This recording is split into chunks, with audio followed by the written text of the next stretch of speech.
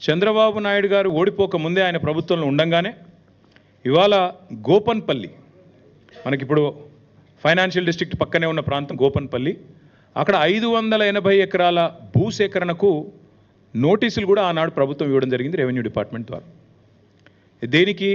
ఒక formula 1 race track permanent track ఇండియాలో build చేయాలి, దానికి హైదరాబాదే కేంద్రం కావాలి అనే కోరికతో ఆనాడు చంద్రబాబు నాయుడు గారి ప్రభుత్వం ఒక బలమైన ప్రయత్నం చేసింది. దురదృష్టం వారి ప్రభుత్వం పోయింది. ఆ తర్వాత వచ్చిన కాంగ్రెస్ ప్రభుత్వం వాళ్ళు దాన్ని పట్టించుకోలేదు. అట్లే ఆ రైతులు కూడా ఎవరైతే ఆ గోపన్పల్లిలో భూసేకరణ నోటీసులు రిసీవ్ చేసుకున్న వాళ్ళు ఉన్నారో వారు అప్పటి నుంచి ఇప్పటివరకు న్యాయ పోరాటం చేస్తూనే ఉన్నారు.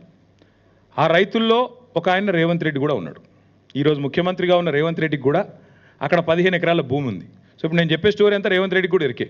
ఆయన గుంజుకున్నాడా లేకపోతే నిజంగానే రిజిస్టర్ చేసుకున్నాడా అది నాకు ఎరకలేదు. కానీ గోపన్పల్లిలో భూమి ఉందని ఆయన అఫిడవిట్లో కూడా చూపెట్టిండు. ఎలక్షన్ అఫిడవిట్లో కూడా రేవంత్ రెడ్డి గారి ఎలక్షన్ అఫిడవిట్లో కూడా నాకు 15 ఎకరాల భూమి గోపన్పల్లిలో ఎక్కడైతే ఫార్ములా 1 కోసం ఆనాటి అప్పటి తెలుగుదేశం ప్రభుత్వం భూసేకరణ నోటీసులు ఇచ్చిందో అందులో నాకు కూడా ఉన్నది అని చెప్పి రేవంత్ రెడ్డి గారు కూడా అఫిడవిట్లో ఎలక్షన్ అఫిడవిట్లో కూడా మొన్న 2023 ఎలక్షన్ అఫిడవిట్లో కూడా డిక్లేర్ చేశారు.